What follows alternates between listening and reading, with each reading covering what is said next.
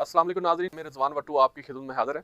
नाज़रीन, देखा जाए तो जो मौजूदा जो सूरत हाल है उसमें इलेक्शन के बाद जो है हालिया जो तहरीक इंसाफ ने एहतजाज का ऐलान भी कर दिया है कि वो एतवार को एहतजाज करेंगे। देखें, मुल्क को जो इलेक्शन करवाने का मकसद था वो तो बिल्कुल जो है फेल हो गया नज़र आता है, क्योंकि इलेक्शन हुए, इलेक्शन के बाद अगर मुल्क की जो आपस में सियासी जमातें हैं वही नहीं बैठ सकी और एक सियासी जमात हुकूमत में होगी, दूसरी जो है सड़कों पर होंगी। इसका हल क्या है?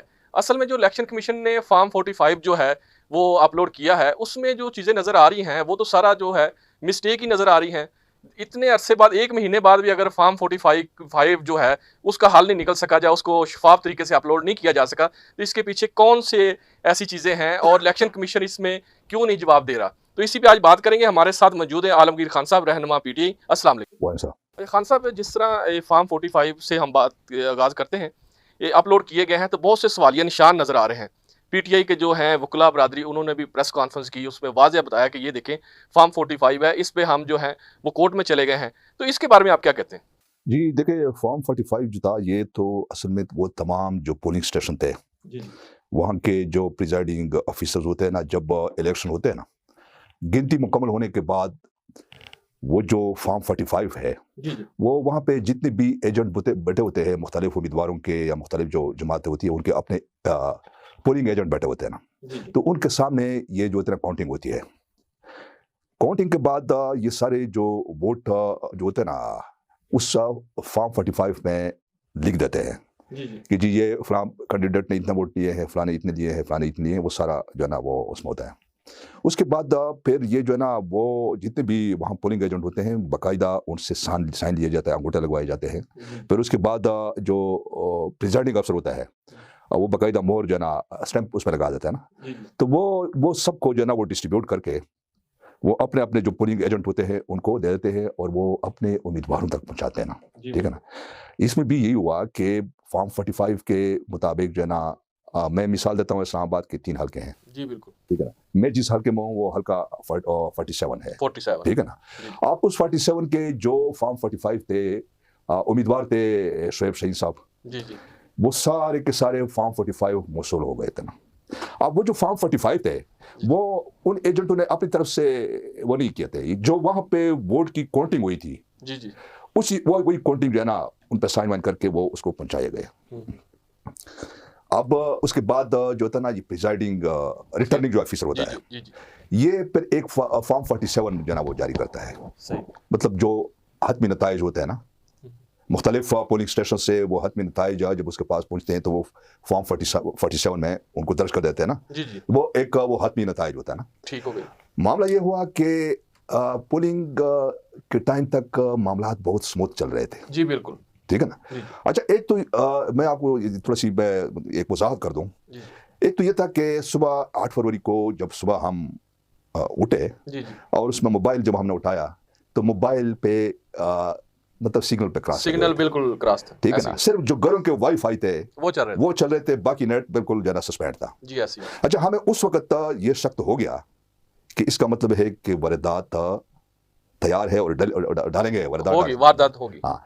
अच्छा, इसमें सबसे ज्यादा जो वोटरों को तकलीफ हुई है जी वो ये हुई कि मैं आई8 में, मेरा पोलिंग स्टेशन जो है आई8 का है, जी मेरे घर के बहुत ज्यादा वोट है। जी अच्छा, वो वोट भी उन्होंने ऐसे किए कि एक जो है ना स्टेटिस्टिक वो किया है उन्होंने कि पिछले इलेक्शन में किन पोलिंग स्टेशन से PTI को हम्म, जो वोट मिले थे, अच्छा वो वोट उन्होंने ऐसे किए कि वो भी सारे उन्होंने डिस्पर्स कर दिए थे। जी जी फॉर एग्जाम्पल, मेरा वोट जो है ना मेरे बिल्कुल घर के सामने जो स्कूल है मैं उसी में वोट डालता हूँ, ऐसे ही। लेकिन मैंने जब वो 8300 वो किया ना तो मुझे इस्लामिक यूनिवर्सिटी 1-2 दिन पहले तो इंटरनेशनल इस्लामिक यूनिवर्सिटी का वहाँ उस साइड पर बता रहे थे कि जी आपका पोलिंग उधर आप वो करेंगे। ठीक है। अच्छा, वहाँ मैं कोई 3 घंटे घूमता रहा क्योंकि नेट तो था ही नहीं, मोबाइल सर्विस तो था ही नहीं। जी बिल्कुल, ठीक है उसमें चेक भी नहीं करते मजीद 3 घंटे में घूमता रहा। आखिर में मैं इस्लामिक यूनिवर्सिटी के अंदर जब गया ना, उन्होंने गार्ड ने मुझे कहा कि नहीं भाई ये तो यूनिवर्सिटी है, यहाँ तो पुलिस स्टेशन नहीं है।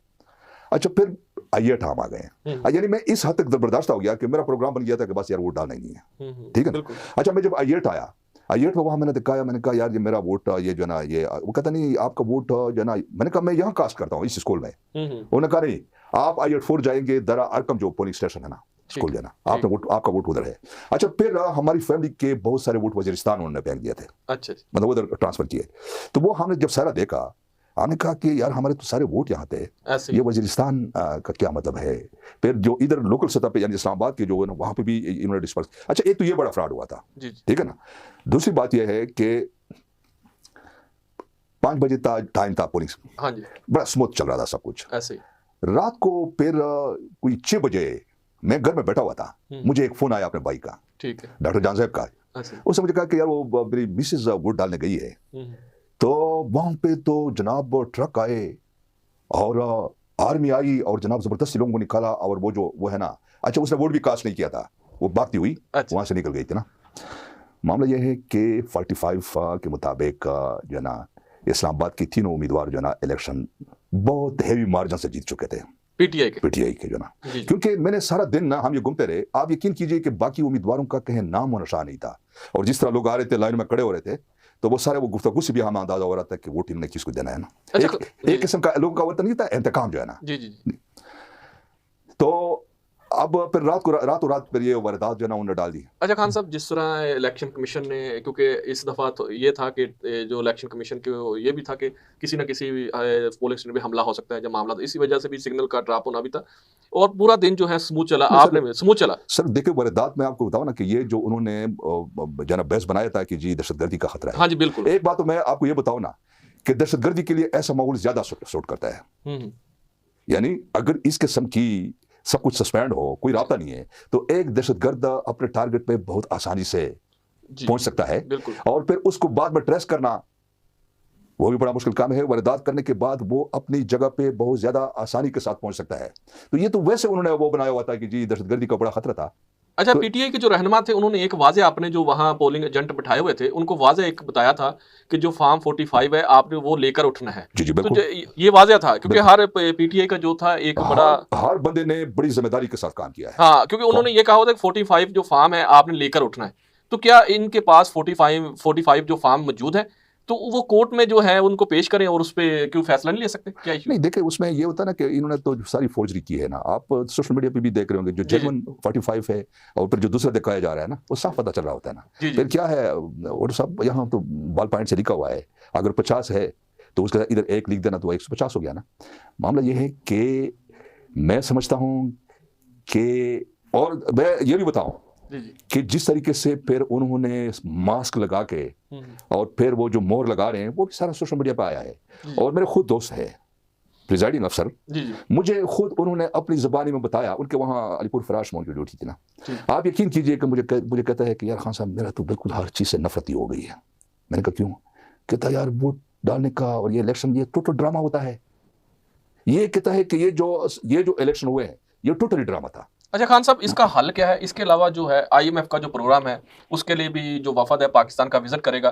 اس کے علاوہ پی ٹی آئی نے بھی جو ایک خط لکھا تھا اس پہ بھی کچھ چیزیں اثر انداز ہوں گی. پہلا جو معاہدہ تھا بہت سخت تھا، ابھی جو آنے والا ٹائم ہے اور مزید سخت ہوگا.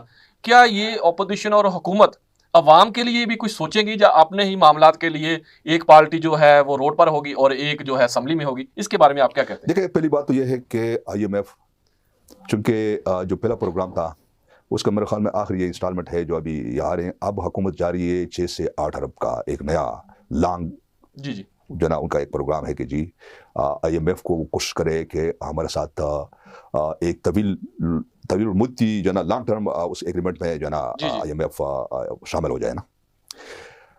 ایک تو میں آپ کو یہ بتاؤں نا کہ آپ کو یاد ہوگا کہ جب عمران خان کے خلاف تحاشا مقدمے بنائے گئے، حکومت چلی گئی تھی، تو آئی ایم ایف کی اس وقت بھی جو ٹیم آئی تھی نا تو آپ کو یاد ہوگا کہ وہ ٹیم بنی گالا گئی تھی. ہاں جی، وفد نے ملاقات کی تھی.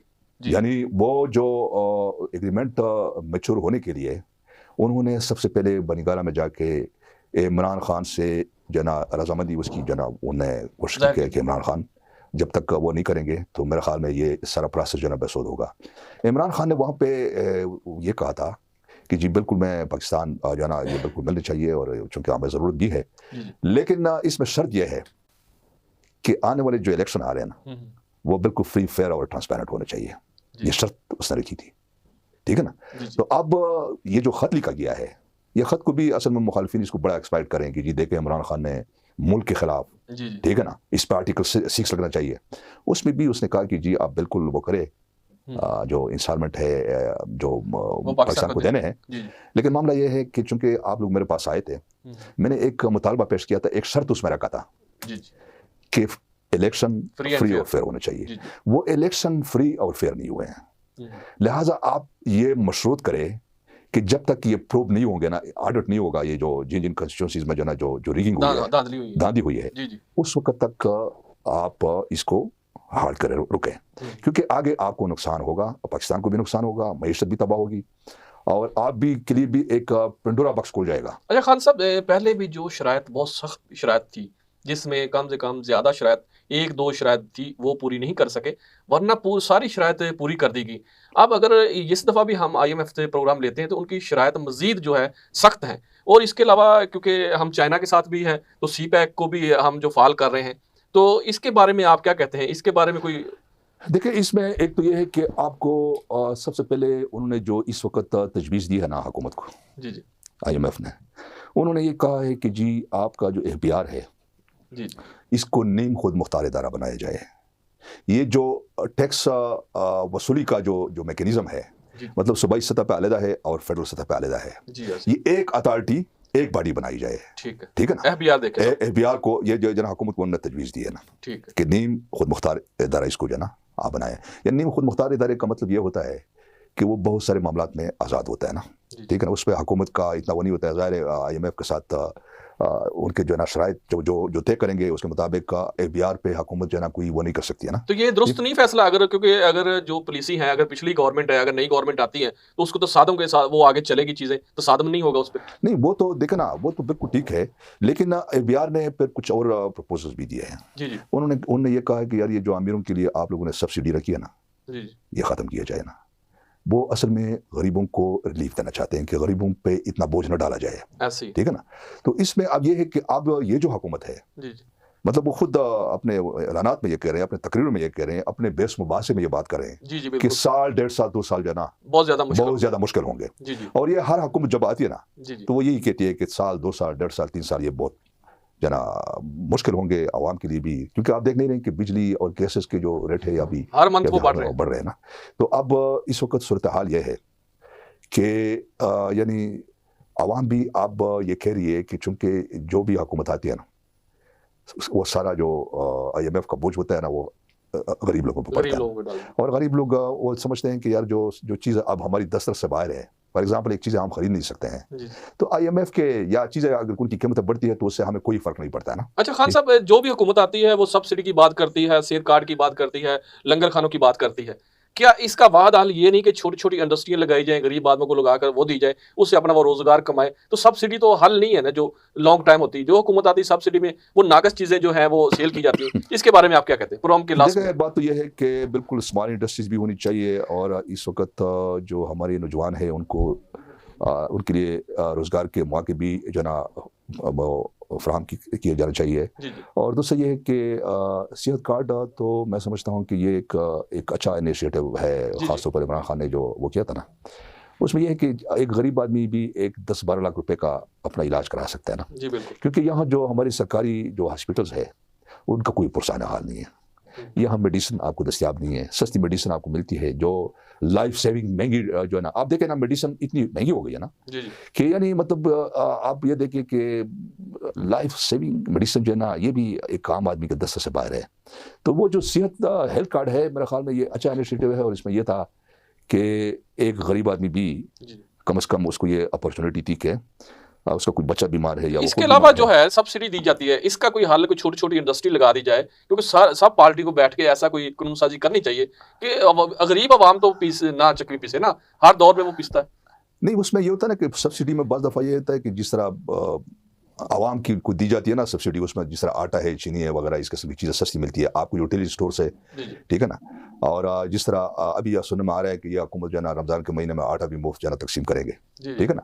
تو یہ اصل میں یہ تو دیکھنا, اگر کہیں پہ عوام کو ریلیف ملتا ہے تو وہ جو اقدامات ہیں ان کو اپریشیٹ کرنا چاہیے. لیکن دیکھنا یہ ہے کہ یہ جو آپ سبسڈی دے رہے ہیں یا اس قسم کی جو چیزیں آپ وہ کریں نا, اس میں آپ کی جو نیشنل ایکسچیکر ہے یعنی ملکی خزانہ ہے اس پہ کتنا اثر پڑتا ہے نا, ٹھیک ہے نا.